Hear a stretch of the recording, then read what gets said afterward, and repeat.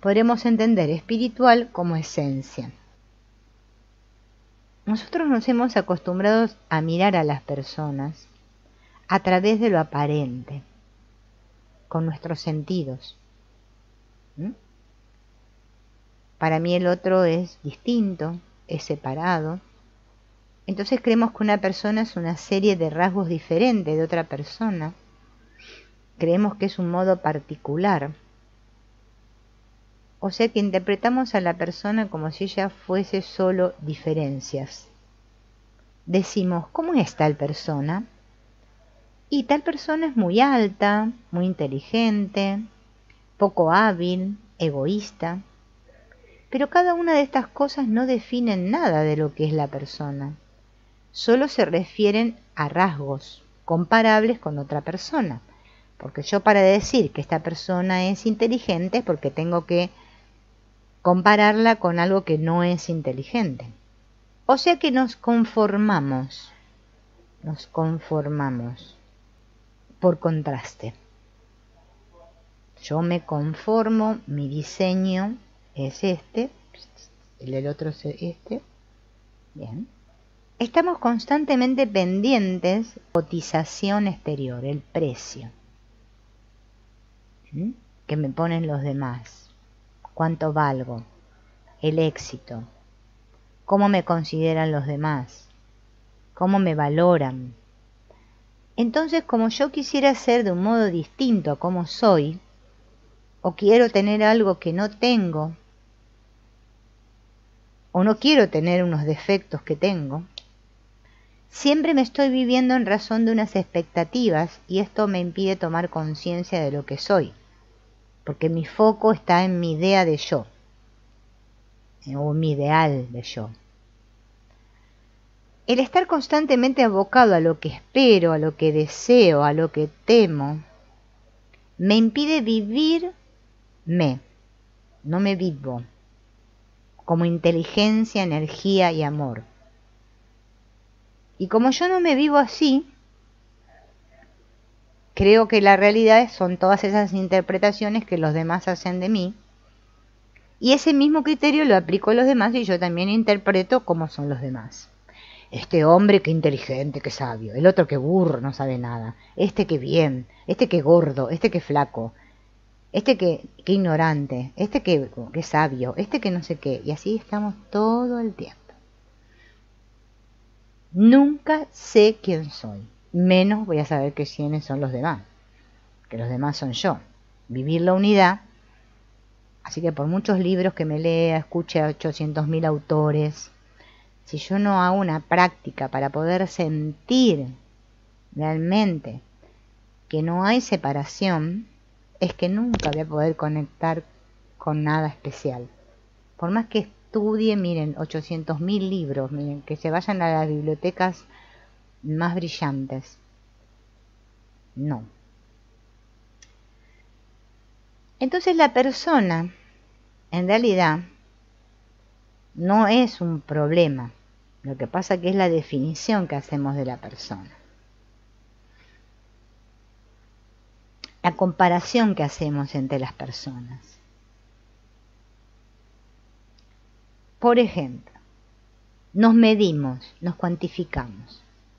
Supongamos que yo tengo una inteligencia 10, pero quiero tener una inteligencia 25. Entonces me lamento por ese 15 que me falta para llegar al 25. Y me vivo toda mi vida lamentando de ese 15 que no tengo, que creo que me falta y desearía tener, y eso me absorbe tanto, que impide vivir la inteligencia 10 que tengo.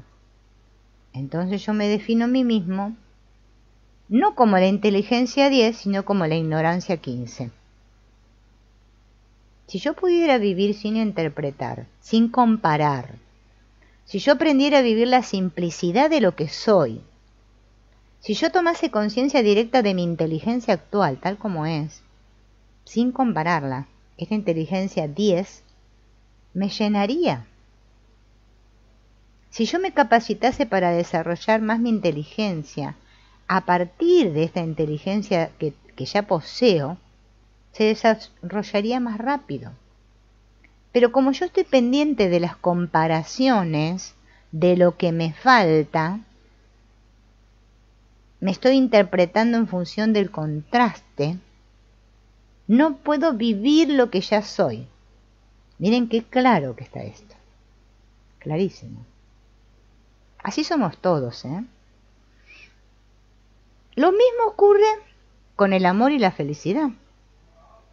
Yo ya estoy hecho de felicidad porque es mi naturaleza profunda.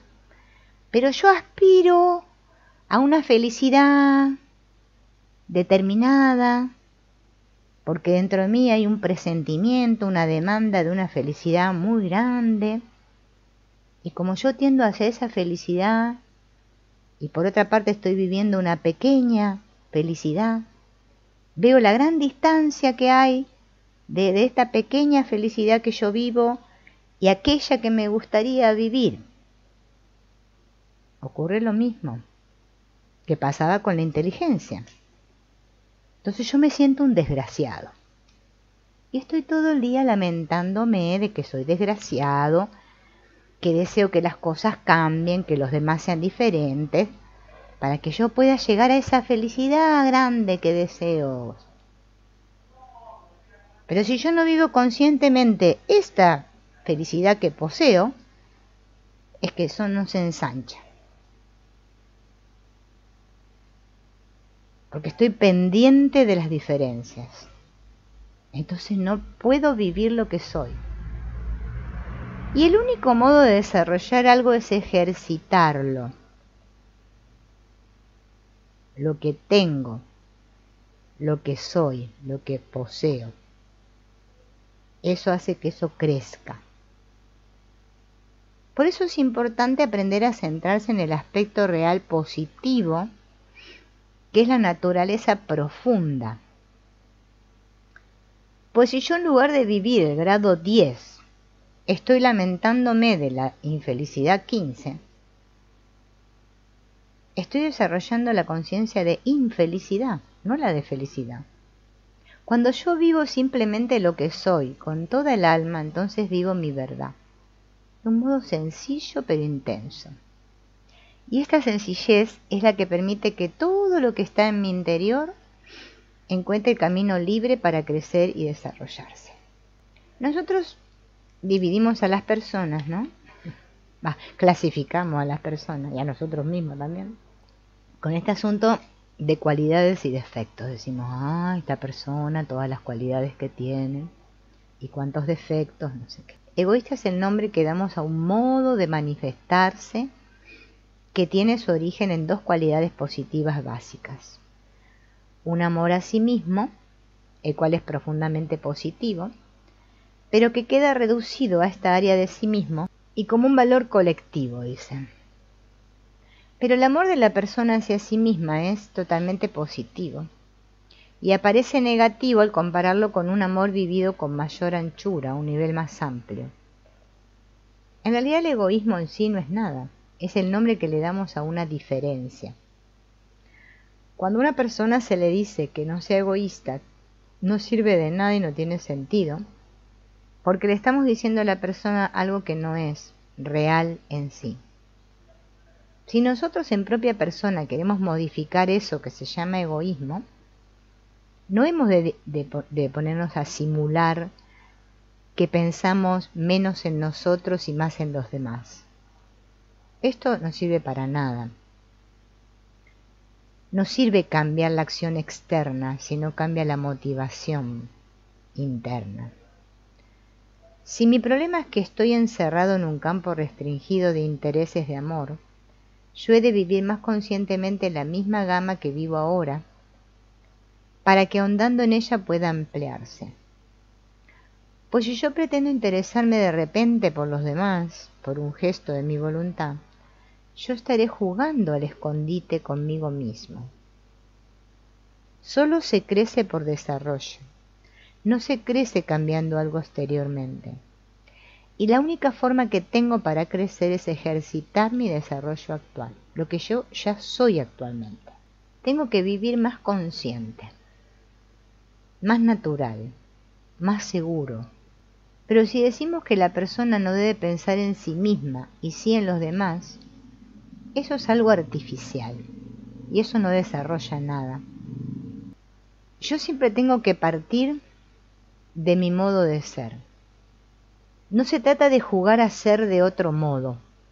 Tengo que descubrir mi identidad. Ella en sí es profundamente positiva. Y ejercitando lo positivo es como me voy a desarrollar. En la medida en que yo ejercite lo que soy y que lo haga a partir de mi situación real presente, es como voy a crecer. En esto puede ayudarnos el recordar que Dios es inteligencia, energía y felicidad absolutas, y que esto se está expresando en mí. Esos atributos se expresan en mí, y les tengo que dar paso a través de mí. Y que con toda persona que me pongo en contacto, esa persona tiene los mismos atributos que yo.